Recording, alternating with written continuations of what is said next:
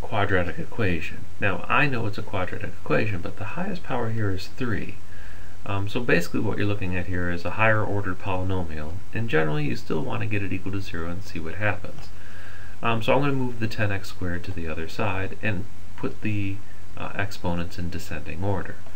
So this would become 8x cubed minus 10x squared minus 3x, and the whole thing is equal to 0 now. Don't forget to put that equals 0, it's kind of important.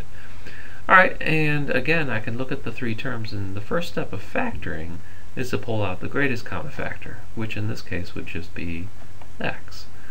So that leaves behind an 8x squared minus 10x minus 3.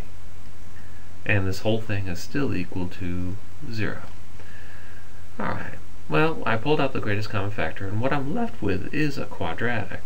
So I'm going to try to factor it. Well, to factor it, we're going to multiply, of course, the first and the last, since it's not a lead coefficient of 1. That'll give me 24. So I'm looking for factors of 24 that will subtract up to negative 10. Let's see here. Factors of 24 that subtract up to negative 10, 2, and 12. So I'm going to separate this into a negative 12x and a positive 2x. They're the only two numbers that subtract up to negative 10, but also multiply to give you 24.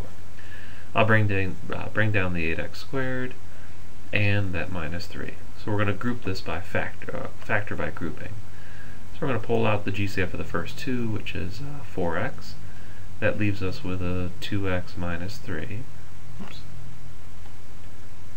And over here we're going to pull out the GCF, which happens to be just a positive 1, which leaves behind a 2x minus 3.